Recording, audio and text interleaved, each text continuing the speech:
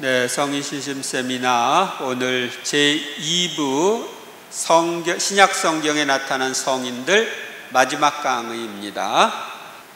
제20강의입니다. 예수님의 승천 이후에 나타난 성인들, 성 루카, 성 마르코, 성 디모데오, 성 티토, 이 네 분에 대해서 보도록 하겠습니다. 골로새서 4장 10절, 나와 함께 갇혀있는, 같이 읽어요. 아리스타르코스 그리고 바르나바의 사촌 마르코가 여러분에게 인사합니다. 여기 이제 바르나바의 사촌 마르코 이야기를 바오로 사도가 하고 있습니다. 그러니까 바오로 사도와 함께 감옥에 갇혀 있는 마르코 이야기를 하고 있습니다. 오늘은 성 루카, 성 마르코, 성 디모데오, 성 티토에 대해서 알아보겠습니다. 먼저 제1장 성 루카 복음사가 필레몬서 1장 24절, 나의 협력자들인 마르코와 아리스타르코스와 데마스와 누카가 그대에게 인사합니다. 그래서 바오로 사도의 협력자가 누카다, 마르코다, 이렇게 알 수 있죠. 그러면 성 루카의 생애, 누카는 교회학자 에우세비오, 성 예로니모, 리옹의 성 이레네오 등에 따르면 안티오키아 출신의 그리스인 의사로 사도 성 바오로의 협력자이자 누가 복음서와 사도행전의 저자라고 합니다. 성 루카는 안티오키아에서 난 그리스인으로 신자들이 박해를 피해 안티오키아에 갔을 때 그리스인들에게도 복음을 전했는데 그때 신자가 된 것으로 추정됩니다. 복음사가 중 유일하게 유다인이 아닌 이방인이었지만 개종하여 바오로 사도를 그림자처럼 수행하면서 30년 가까이 전교 활동을 함께 하였습니다. 실제로 성 바오로는 서간에서 그를 사랑하는 의사 루카라고 지칭했습니다. 성 루카는 51년경에 있었던 사도 바오로의 제2차 선교 여행을 수행하며 힘껏 도왔고 57년까지 필리피에 머물면서 그곳의 공동체를 지도한 후 성 바오로의 제3차 선교 여행 때도 만난 듯 합니다. 그는 성 바오로가 카이사리아의 감옥에 갇혔을 때도 로마로 호송되어 감옥에 갇히고 재차 갇혔을 때도 늘 곁에 있었습니다. 신약 성경의 4대 복음서의 저술가 중에 마테오와 요한 성인께서는 예수님의 제자들이셨지만 마르코와 루카 성인은 그 다음 세대로 바오로 사도와 함께 다닌 제자들입니다. 성 루카는 화가와 의사, 유리 제작자의 수호 성인입니다. 축일은 10월 18일입니다. 주요 업적, 성 루카의 가장 중요한 업적은 누가복음과 사도행전을 집필한 것입니다. 특히 이 머릿말에, 그러니까 누가복음서의 머릿말에서 복음서를 어떻게 집필했는지에 대한 계획을 밝히면서 복음서와 사도행전 두 권의 집필을 시작했습니다. 누가복음의 특징은 세례자 요한에 대해 얽힌 이야기와 아기 예수님의 잉태부터 어린 시절의 일화가 소상히 나와 있습니다. 대천사 가브리엘이 성모님께 나타나 예수님의 잉태를 알린 것, 성모님께서 엘리사벳 성녀를 방문하신 것, 목동들이 아기 예수님께 경배한 것 등은 루카복음에서만 전하는 일화들입니다. 성 루카는 성모 마리아의 인격적 모습을 잘 서술하고 있습니다. 성 루카는 복음서에서 예수 그리스도의 자세한 치유 행적을 서술하였습니다. 직업이 의사였던 성인께서는 특히 병자들에 대한 치유에 대해 관심이 많아 이를 복음서에 많이 수록하였습니다. 그는 복음서에서 하느님의 자비와 죄인을 부르러 오신 예수님에 대하여 특별히 강조했습니다. 성 루카가 언제 어디서 복음을 기술했는지는 분명치 않으나 아마도 기원 80년에서 90년경 이방인 출신 그리스도인들을 위해 그리스에서 기록한 듯 합니다. 누가복음서는 사제 즈카리아가 지성소에 들어가 분향하는 장면부터 시작하기에 황소로 상징됩니다. 그러니까 황소는 그 당시 제물로 바치던 소였죠.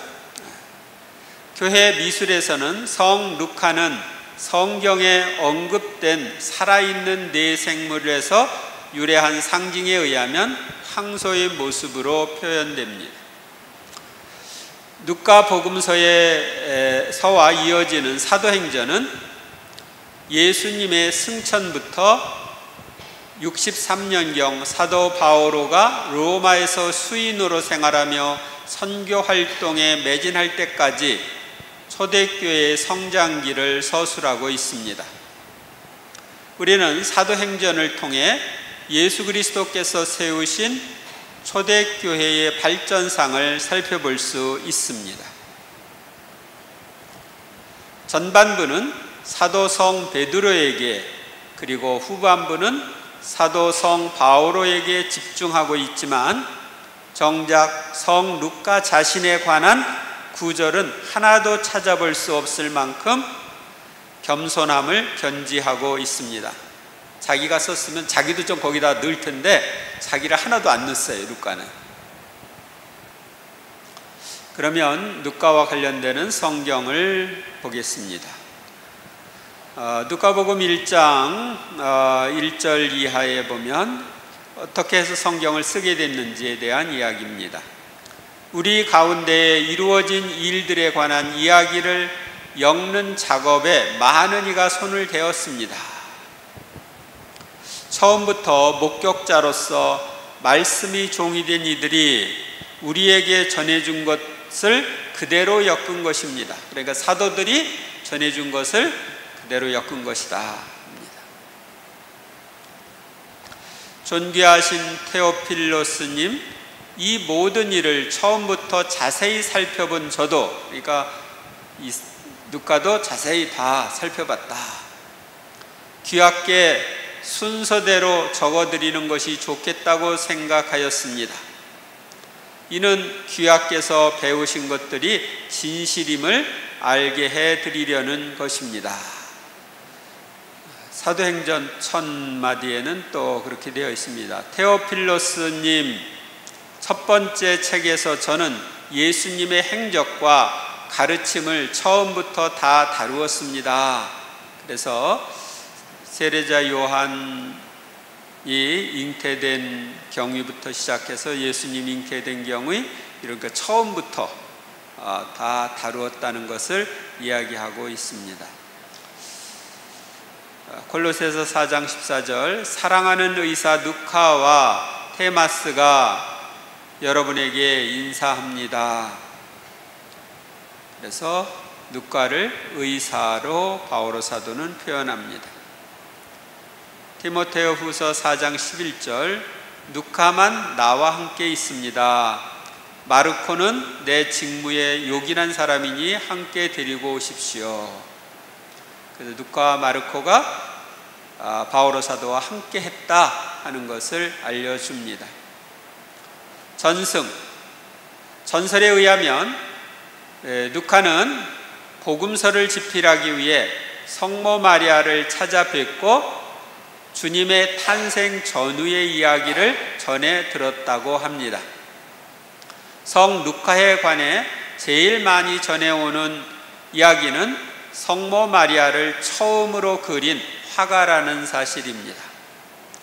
폴란드의 야스나고라 수도원에 모셔진 체스토코바의 검은 성모님은 성 루카가 예수님께서 만드신 식탁에 그린 그림이라고 합니다. 이 그림은 루카가 성모님이 예수님에 대해서 하시는 말씀을 들으면서 예수님을 안고 계시는 성모님의 모습을 생각하면서 그린 그림이라고 합니다. 성 루카는 성 바오로의 순교 이후 박해를 피해 로마를 떠나 아카이아 지방과 소아시아 지방에서 선교하며 온갖 고난을 참아내며 주님을 섬기다가 84세를 일기로 순교했다고 합니다. 그 루카가 그렸다는 이 야스나고라의 검은 성모님, 저도 방문 거기를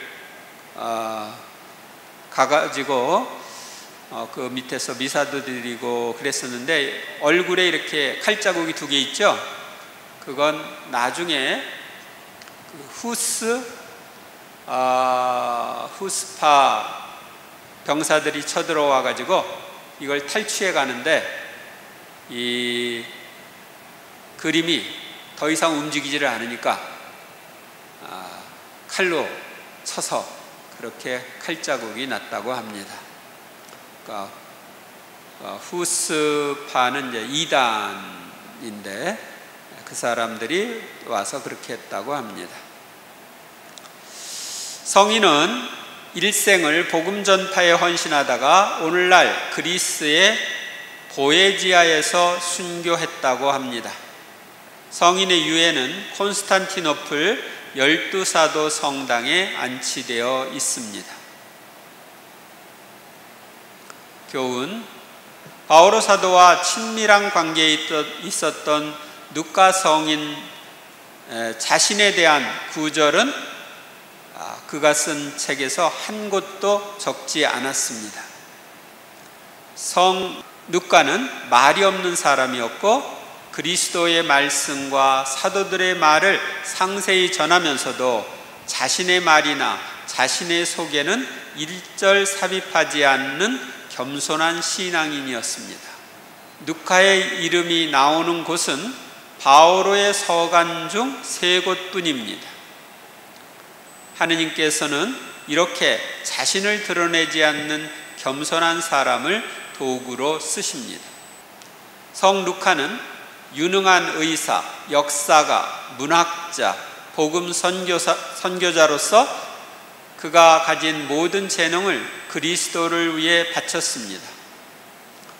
하느님께서는 자신에게 주신 재능을 아낌없이 하느님께 드리는 사람을 당신의 일꾼으로 쓰십니다.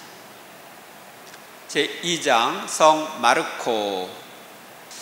사도행전 13장 5절. 그들은 살라미스에 이르러 유다인의 여러 회당에 들러 하느님의 말씀을 전파하였다. 그때 요한 마르코도 그들을 따라다니며 이 일을 도왔다. 그래서 첫 선교 여행에 요한 마르코가 함께 했다는 것을 알려줍니다. 마르코 복음사가의 생애. 마르코 복음서의 저자인 성 마르코는 마르코라고도 하는 요한과 이 사도행전에 나오는 거예요. 요한과 동일 인물로, 요한은 유다식 이름이고 마르코는 그리스식 이름입니다. 초대교회 때부터 내려오는 전승에 따르면 마르코는 베드로 사도에게 세례를 받고 그리스도인이 되었다고 합니다. 이를 뒷받침하는 증거로 사도행전은 베드로 사도가 천사의 도움으로 감옥에 갇혔을 때 이제 그 감옥에서 기적적으로 풀려나 마르코라고 하는 요한의 어머니 마리아의 집으로 갔다고 기록하고 있습니다. 사도행전은 베드로가 마르코의 어머니 집을 찾았을 때 많은 그리스도인들이 모여 기도하고 있었고 로데라는 하녀도 있었던 것으로 보아 마르코 복음사가는 집회를 열 만큼 큰 저택을 소유한 부유한 사람이었음을 알 수 있습니다. 성 마르코는 또한 사도 성 바르나바의 사촌입니다. 성 마르코는 사도 성 바오로와 성 바르나바를 수행하여 안티오키아로 갔고 그 다음에 성 바르나바와 함께 키프로스로 가서 그와 같이 성 바오로의 제1차 선교 여행을 수행하였습니다. 그러나 그는 팜필리아에서 성 바오로를 떠나 예루살렘으로 돌아갔습니다.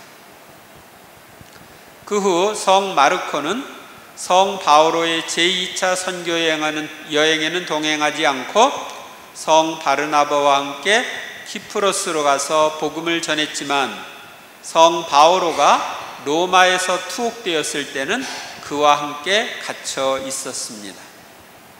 성 마르코는 분명 사도성 베드로의 제자였는데 성 베드로는 그를 애정 깊게 나의 아들 마르코라고 언급하였습니다.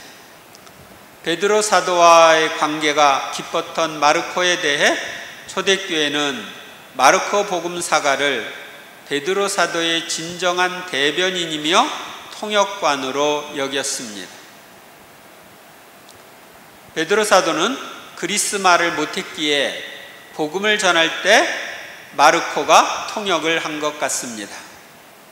마르코 성인의 축일은 4월 25일입니다. 주요 업적, 성 마르코의 가장 중요한 업적은 처음으로 복음서를 썼다는 것입니다. 성 마르코는 기원 60년에서 70년 사이에 이방인 출신 그리스도인들을 위해 처음으로 예수 그리스도에 관한 복음서를 기술했는데 주로 사도성 베드로의 가르침을 기초로 했습니다. 마르코 복음서의 친저성에 관해 처음으로 증거를 제시한 인물은 프리기아 지방, 지금 현재 터키 지방입니다. 거기에 히에라폴리스의 파피아스 주교였습니다. 그는 기원 60년에서 130년 사이 인물입니다. 그는 마르코 복음사가에 관해 이렇게 증언했습니다.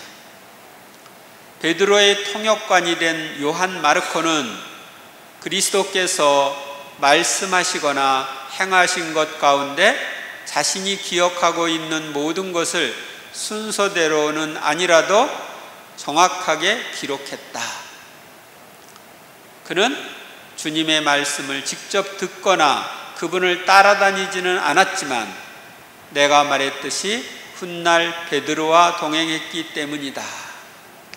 베드로는 주님의 말씀과 관련해 해석하려 하지 않고 필요에 따라 가르침을 베풀곤 했다. 그러나 마르코는 몇 가지 내용을 자신이 기억하는 대로 기록하면서 어떤 오류도 범하지 않았다. 그러니까 베드로를 따라다니면서 베드로의 통역관으로 하느님 말씀을 전하고 그리고 그것을 이제 나중에 마르코 복음서로 기록한 것이죠. 알렉산드리아의 클레멘스나 리옹의 성 이레네오도 성 마르코를 사도 베드로의 통역관으로 성 베드로의 순교 이후 복음을 썼다고 전하고 있습니다. 베드로가 순교한 다음에도 베드로의 가르침이 계속 전해지도록 하기 위해 마르코 복음서를 썼다고 합니다. 우리가 복음사가라고 부르는 4명의 복음사가 중 복음이라는 표현을 처음으로 사용한 사람은 마르코 성인입니다. 4개의 복음서 중 마르코 복음이 가장 먼저 쓰여졌을 뿐 아니라 성인의 복음서 시작에 하느님의 아드님 예수 그리스도의 복음의 시작이라고 썼습니다. 그래서 처음으로 복음이라는 말을 쓴 사람 마르코다. 마르코의 상징으로 날개 달린 사자가 주로 등장하는데, 이는 그의 복음서가 세례자 요한이 광야에서 외치는 소리로 시작하자 예술적으로 그 소리를 포효하는 사자와 비교하면서 생겨났습니다. 광야는 사자들이 사는 곳이니까 그렇게 사자로 표현을 한 것입니다. 성미술에서 성인은 복음서를 들고 있거나 사자와 함께 등장하곤 합니다. 또 베드로나 천사, 성령의 도움을 받아 복음서를 쓰는 모습으로 그려지기도 합니다. 마르코에 대한 성경, 사도행전 12장 11절, 그제야 베드로가 정신이 들어 이렇게 말하였다. 이제야 참으로 알았다. 주님께서 당신의 천사를 보내시어 헤로데의 손에서 유다 백성이 바라던 그 모든 것에서 나를 빼내어 주셨다. 이러한 사실을 깨달은 베드로는 마르코라고 하는 요한의 어머니 마리아의 집으로 갔다. 거기에는 많은 사람이 모여 기도하고 있었다. 또 바르나바와 사울은 예루살렘에서 사명을 수행한 다음 마르코라고 하는 요한을 데리고 돌아갔다. 어디로? 안티오키아 교회로 돌아갔습니다. 그래서 이제 안티오키아 교회에서 제1차 선교 여행을 시작할 때 바르나바와 사울이 마르코를 데리고 선교 여행을 시작합니다. 디모데오 후서 4장 11절, 루카만 나와 함께 있습니다. 마르코는 내 직무에 요긴한 사람이니 함께 데리고 오십시오. 그래서 마르코가 이 바오로에게도 요긴한 사람이었다, 이런 걸 알려줍니다. 필레몬서 보면은 그리스도 예수를 위해서 나와 함께 갇혀 있는 에바프라가 그대에게 문안합니다. 그리고 나의 동료 마르코와 아리스타르코와 데마와 루카도 문안합니다. 그래서 감옥에 갇혔을 때 함께 있었음을 알려줍니다. 베드로 전서 5장 13절에 보면 여러분과 함께 선택된 바빌론 교회와 나의 아들 마르코가 여러분에게 인사합니다. 여기서 바빌론 교회는 어디냐면 로마 교회를 뜻하는 거예요. 로마를 타락한 바빌론에 비교를 한 거예요. 그래서 아마 제 생각에는 이 베드로도 로마에 가서 복음을 전할 때 마르코가 거기에서 통역관으로 복음을 전했겠죠. 그래서 베드로와 마르코가 거기에 있었고, 또 바오로도 잡혀가서 그쪽에 감옥에 갇히지는 않고 어떤 집에 이렇게 연금되어 있는 것처럼 있으면서 거기서 복음을 전했고, 그래서 동시에 같이 있다가 또 감옥에도 같이 갇히고 그러지 않았나, 이렇게 추정됩니다. 전승, 클레멘스의 증언이나 교회 전승에 의하면 성 마르코는 성 베드로에 의해 이집트로 파견되어 그곳에서 처음으로 복음을 전한 사람으로 알렉산드리아에 교회를 세우고 초대 주교가 되었다고 합니다. 이 이집트에 지금 콥트 정교회가 있는데 거기에 시조라고 말할 수 있겠죠.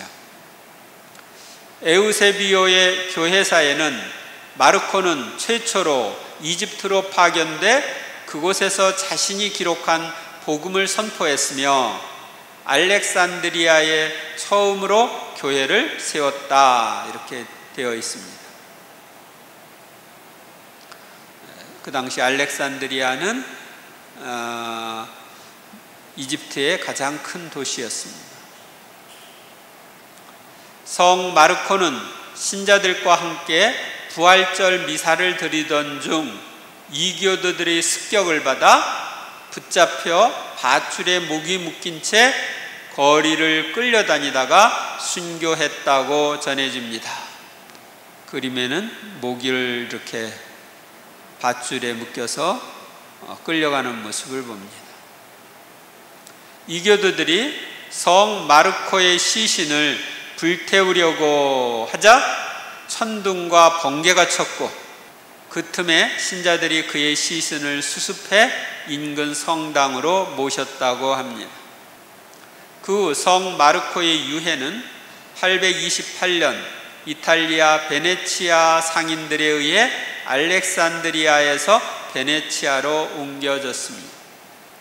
이를 기념해 베네치아 사람들은 성인의 이름을 딴 산 마르코 대성당을 짓고 그곳에 성인의 유해를 모셨습니다. 그 후 성 마르코 복음사가는 베네치아의 수호 성인으로서 공경을 받고 있습니다. 교훈: 마르코 복음사가는 성 바오로와 성 베드로 사도의 복음 선포 협력자이고 처음으로 복음서를 써서 그리스 문명권에 복음이 널리 전파되도록 했을 뿐만 아니라 오늘날까지 많은 이들을 구원의 길로 인도한 성인입니다. 우리도 마르코 복음사가를 본받기 위하여 사목자들의 사목에 협력하고 인터넷이나 카톡, 유튜브 등의 신앙에 대한 글을 올리면 좋겠습니다. 우리가 이웃에게 복음을 전하기 위하여 자신이 할 수 있는 모든 수단을 이용한다면 마르코 복음사가를 담는 데 도움이 될 것입니다. 제3장 성 티모테오. 고린토전서 16장 10절. 티모테오가 가면 두려움 없이 여러분과 함께 지낼 수 있도록 보살펴 주십시오. 그도 나처럼 주님의 일을 하고 있습니다. 바오로 사도가 티모테오를 코린토 교회에 파견하면서 쓴 편지입니다. 티모테오의 생애, 우리 문 대통령이 티모테오인가요? 니카오니아의 리스트라 태생인 성 티모테오는 그리스인 아버지와 유대교에서 개종한 에우니케의 아들입니다. 티모테오란 이름은 그리스어로 공경하다, 영광스럽게 하다라는 뜻의 티마오와 하느님을 뜻하는 테오스의 합성어로 하느님을 공경하는, 하느님을 영광스럽게 하는 이라는 의미입니다. 티모테의 이름은 사도행전과 바오로의 서간들의 31번 등장하며 축일은 1월 26일입니다. 그러니까 티모테오라는 이름이 많이 등장하는 거예요. 성 티모테오는 사도 바오로의 첫 번째 전도 여행 중에 믿음을 얻어 바오로의 선교 활동에 절친한 동반자요 협조자 역할을 수행했습니다. 성 바오로는 그를 참된 믿음의 아들같이 사랑하는 제자라고 불렀습니다. 바오로 사도는 성인을 여러 편지들에서 우리의 형제, 나의 협력자, 주님 안에서 사랑하는 성실한 아들 등으로 불렀습니다.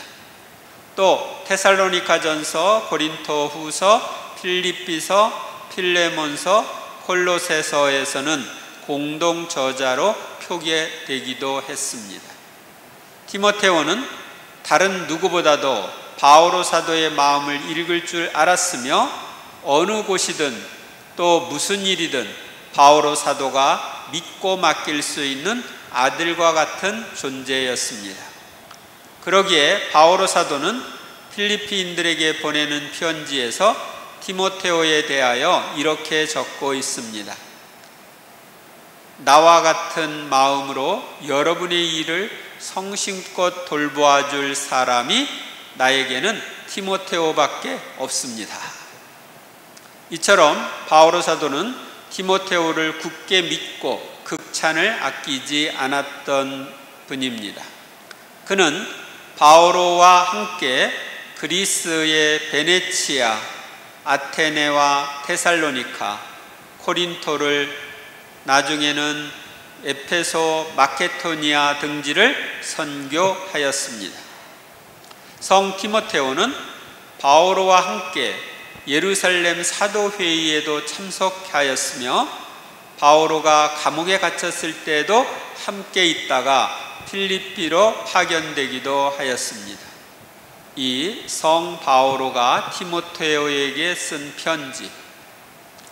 감옥에서 풀려난 바오로는 디모데오를 에페소 교회의 주교로 임명하고 에페소 교회의 막중한 심각성을 고려하여 첫 번째 사목서간을 보냈고 다시금 옥중에서 두 번째 사목서간을 보냈습니다. 그것이 디모데오 전서, 디모데오 후서입니다. 사도 바오로가 성 디모데에게 보낸 두 통의 편지는 65년경 마케도니아에서 썼다고 여겨집니다. 바오로 사도는 자신의 서간에서 그의 열성적인 모습에 대하여 그대는 나의 가르침과 처신, 목표와 믿음, 끈기와 사랑과 인내를 따랐으며 라는 내용의 편지를 쓰기도 하였습니다. 성 바오로는 디모데오가 건강이 약화되자 그가 더 이상 고신극기를 삼가고 물뿐만 아니라 포도주도 함께 마실 것을 권하기도 했습니다. 그러니까 단식이라든지 이런 것들을 하고 음식도 적게 먹고 그랬는가 봐요. 그래서 이제 몸 건강이 안 좋아지니까 물뿐만 아니라 포도주 좀 마시라.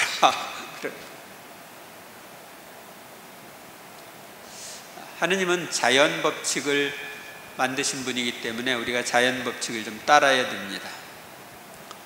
디모데오에게 보낸 첫째 편지는 특별히 전례 거행과 주교, 부제의 직무에 관한 지침을 제시하고 교회의 가르침을 보존해야 할 책무를 전하고 있습니다.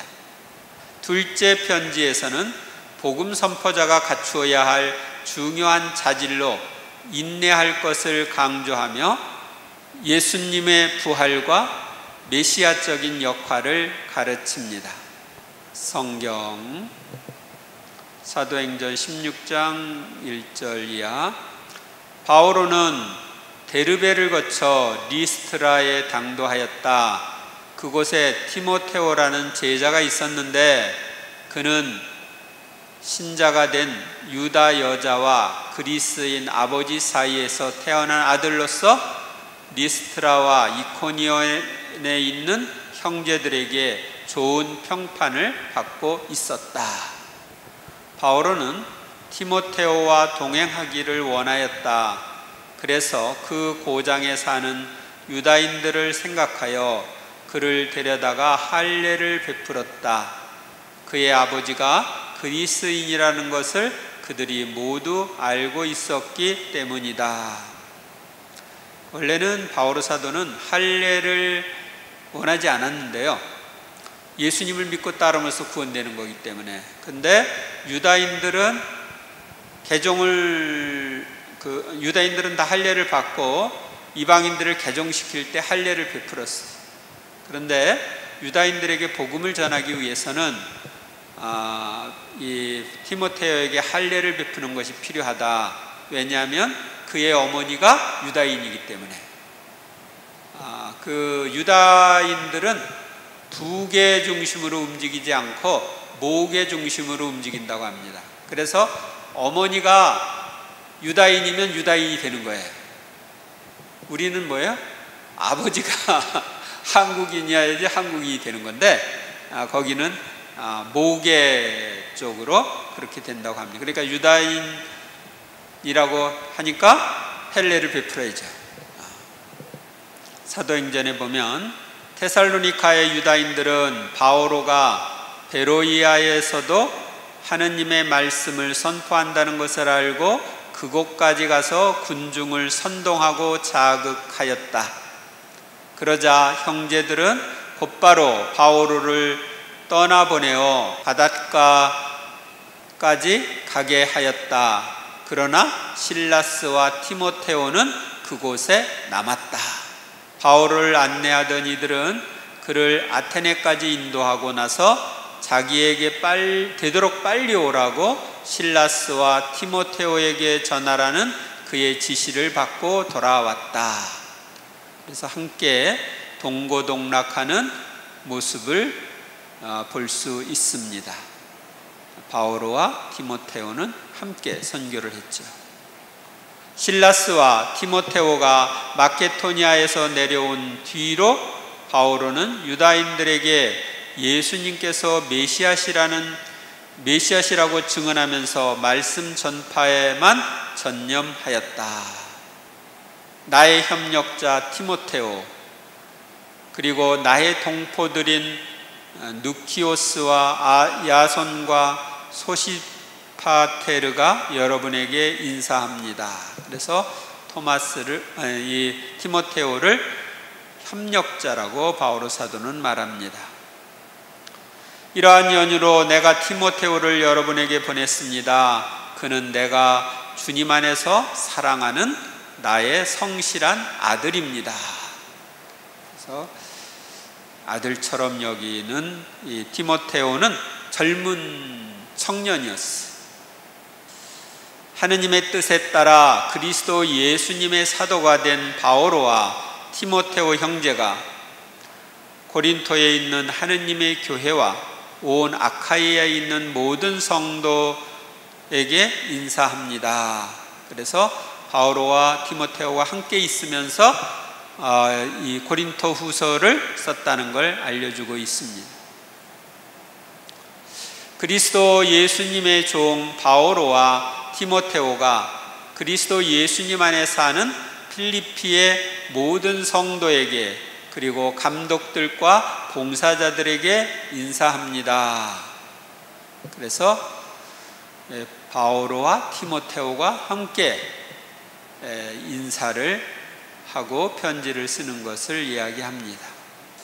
하느님의 뜻에 따라 그리스도 예수님의 사도가 된 바오로와 티모테오 형제가 콜로새에 있는 성도들, 곧 그리스도 안에서 사는 형제 신자들에게 인사합니다.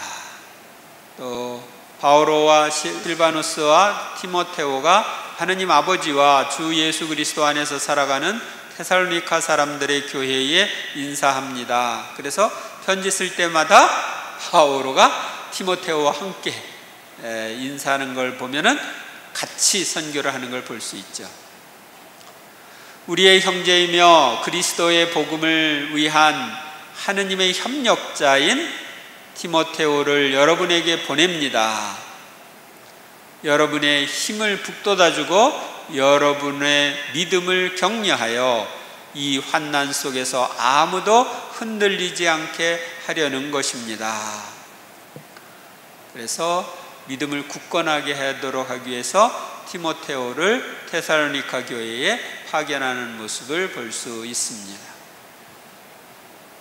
그런데 이제 여러분에게 갔던 티모테오가 돌아와 여러분의 믿음과 사랑에 관한 기쁜 소식을 우리에게 전해 주었습니다. 디모데오 전서에 보면 우리의 구원자이신 하느님과 우리의 희망이신 그리스도 예수님의 명령에 따라 그리스도의 예수님의 사도가 된 나 바오로가 믿음으로 나의 착실한 아들이 된 디모데오에게 인사합니다. 그래서 디모데오에게 나의 착실한 아들이라고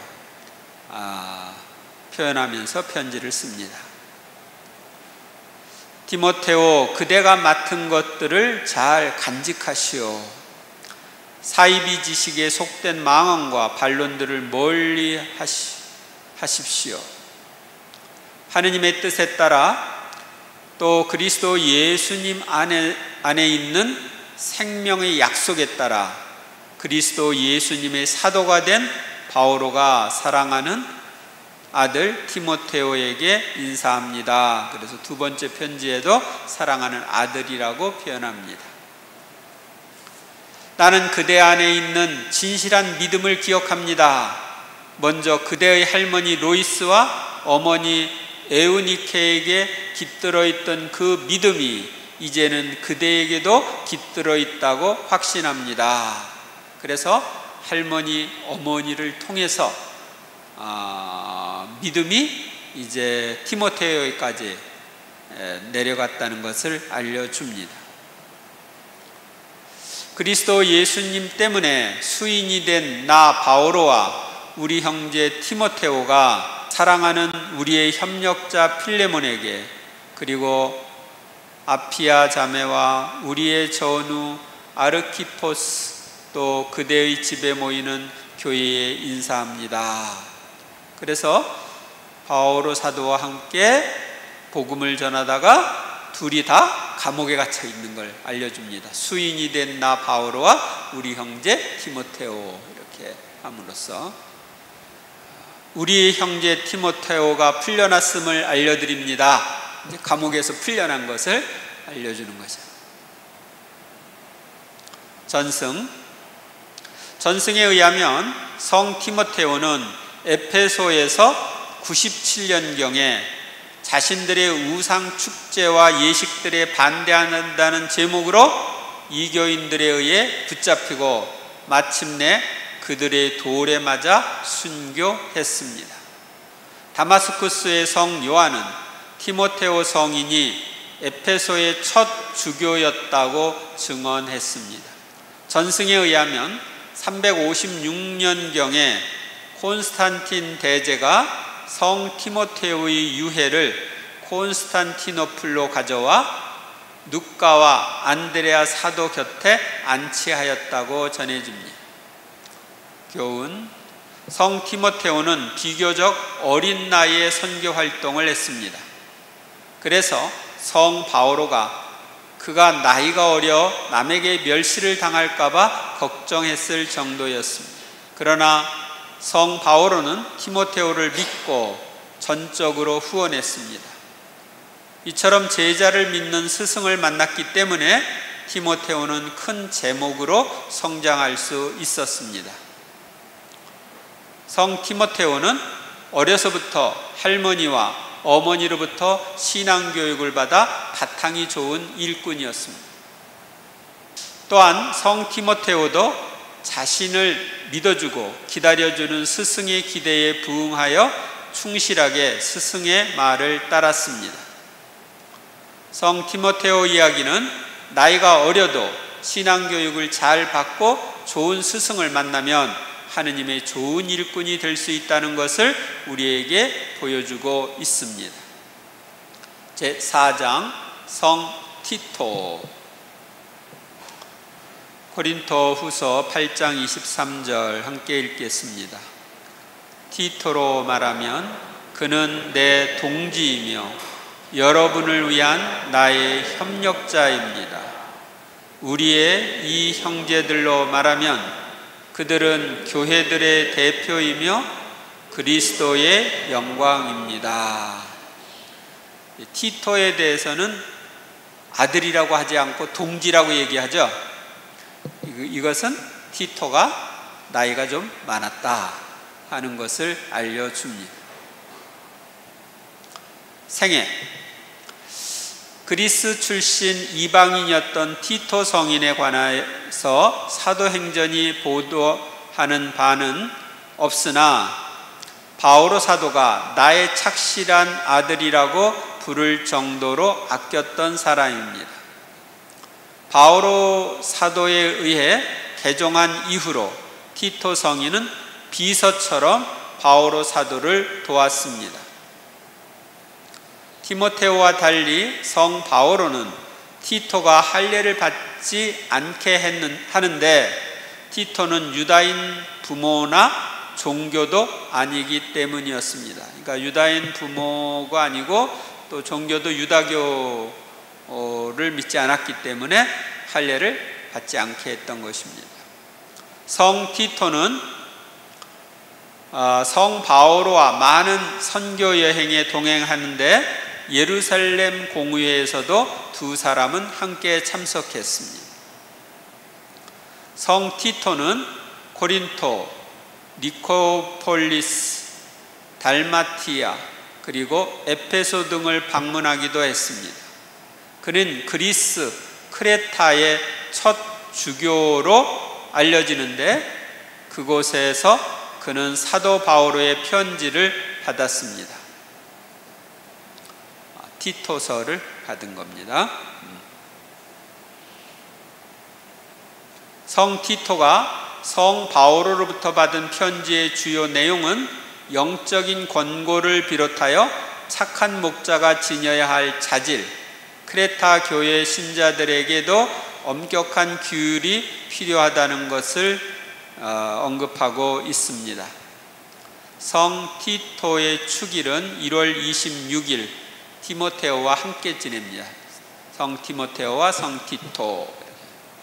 네, 다음 주일에 내일 말고 11일에 우리 오시는 훈종교구 주교님, 서삼범 주교님의 세례명이 티토입니다. 고린토 교회 문제를 해결한 성 티토, 특히 유다계 그리스도인 출신의 방랑 전도사들이 고린토 교회를 찾아와서 바오로의 사도직을 비방하여 교회에 분열이 생기는 일이 일어났을 때 에페소로 떠나온 바오로 사도는 눈물의 편지를 써보내면서 티토를 파견하였습니다. 사도 바오로는 그를 고린토로 파견하여 오류를 시정하게 하면서 예루살렘의 가난한 신자들을 위한 헌금을 모금하게 하였습니다. 티토의 가장 현저한 활동은 뭐니 해도 고린토 교회의 문제를 해결한 것입니다. 고린토 교회의 분열은 바오로의 큰 관심사였습니다. 바오로는 처음에 티모테오를 보냈는데 티모테오의 활동은 별다른 성과가 없었습니다. 그 후 고린토 교회의 사정은 더 악화하여 바오로 사도는 급히 고린토를 방문하였으나 결국 실패하여 에페소로 돌아갔습니다. 마침내 바오로는 티토를 고린토에 다시 보내어 계속 사태를 수습하게 하였습니다. 티토는 고린토 교회를 설득하고 그 공동체를 세운 바오로 사도에게 순종하게 하였습니다. 아마 제 생각에는 티토가 그리스인이기 때문에 이 그리스인들이 중심이 된 고린토 교회를 설득하는데 더 좀 쉽지 않았을까 그런 생각을 합니다. 그리고 좀 나이가 많았기 때문에 젊은 티모테오가 갔을 때는 수습을 못했고 바오로 사도도 수습을 못했는데 티토가 수습을 합니다. 바오로 사도는 마케도니아에서 티토로부터 고린토 교회가 자신을 이해하고 화해를 원한다는 소식을 듣고 큰 기쁨을 느끼며 화해의 편지 고린토 후서를 써 보냈습니다. 여기에서 바오로 사도는 티토를 그는 내 동지이며 여러분을 위한 나의 협력자입니다 라고 부르면서 칭찬을 아끼지 않았습니다. 성경 고린토 후서 2장 12절 13절 내가 그리스도의 복음을 전하러 트로아스에 갔을 때 주님께서 일할 수 있는 문을 나에게 열어주셨습니다. 그러나 나는 내 형제 티토를 만나지 못하였으므로 마음의 안정을 찾지 못하여 그들과 작별하고 마케도니아로 떠났습니다. 그러나 비천한 이들을 위로하시는 하느님께서 티토를 도착하게 하시어 우리를 위로해 주셨습니다. 티토의 도착만이 아니라 그가 여러분에게서 받은 위로로도 그렇게 해 주셨습니다. 그가 여러분의 그리움과 여러분의 한탄 그리고 나에 대한 여러분의 열정을 우리에게 알려주었습니다. 그래서 나는 더욱 기뻤습니다. 그래서 이 티토가 고린토 교회의 문제가 해결된 것을 이제 와서 이야기함으로써 바오로 사도가 더욱 기뻤다고 말합니다. 티토는 여러분이 모두 자기를 두려워하고 떨면서 맞아들여 순종한 것을 회상하며 여러분에게 더 큰 애정을 지니게 되었습니다. 형제 여러분, 우리는 하느님께서 마케도니아의 여러 교회에 베푸신 은총을 여러분에게 알리고 싶습니다. 그래서 우리는 티토에게 여러분에게서 이미 시작한 이 은혜로운 일을 마저 끝내라고 권하였습니다. 그래서 이제 티토가 마케도니아에 와서 보고하고 다시 고린토 교회에 가서 모금 사업을 이제 완성하라고 또 파견을 받습니다. 그는 우리의 요청을 받았을 뿐만 아니라 그 자신이 어느 때보다도 큰 열성을 지니고 있으므로 자진하여 여러분에게 가는 것입니다. 우리는 형제 한 사람을 티토와 함께 보냅니다.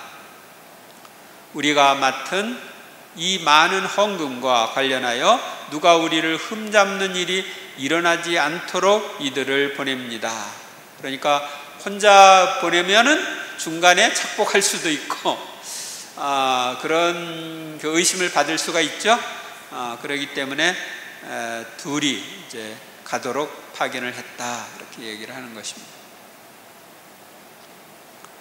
그리고 나서 14년 뒤에 나는 바르나바와 함께 티토도 데리고 예루살렘에 다시 올라갔습니다.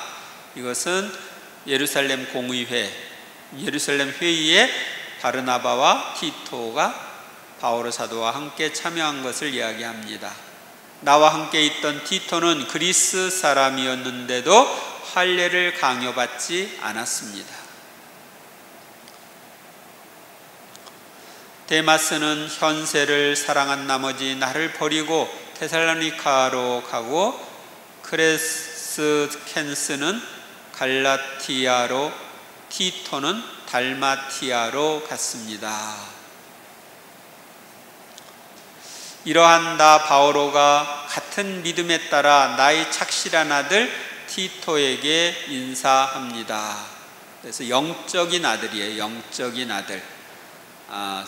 티토는 바오로 사도의 선교를 통해서 신앙을 받아들였기 때문에 영적인 아들로 표현을 하는 것입니다. 전승. 교회 전승에 의하면 티토 성인은 크레타 섬에서 주교로서 바오로 사도의 사목을 잘 이어나갔습니다. 그는 달마티아를 방문한 뒤 크레타로 돌아와서 운명한 듯한데 법률가 제나가 쓴 티토 행전에 잘 묘사되어 있습니다. 성 티토는 97년경에 94세로 죽어서 클레타의 섬에 고르티나에 묻히는데 그의 머리는 823년에 베네치아로 옮겨져 베네치아의 성 마르코 성당에 안치되었다고 합니다. 그 당시 94세면은 꽤 오래 산 거죠. 2000년 전에 94세. 교훈: 성 티토는 믿음직스럽고 충실한 사람이었지만 무엇보다도 신심 깊은 신자였습니다. 사도 바오로가 티토를 가리켜 같은 믿음의 생활을 하는 진실한 아들이라고 소개할 정도였습니다.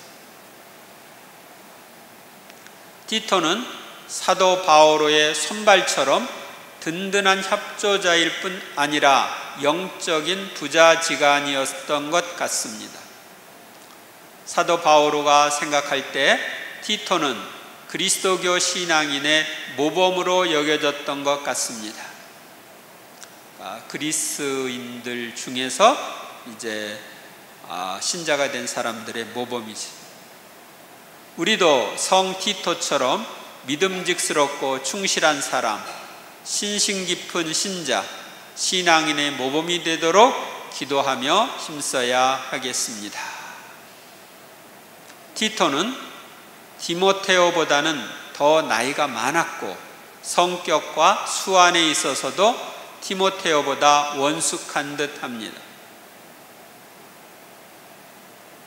고린토 교회의 사태 수습을 위해 디모테오를 보냈으나 해결을 하지 못했지만 티토가 파견되어 사태 수습을 한 것을 보면 티토는 지혜와 수완도 있었던 인물로 보입니다.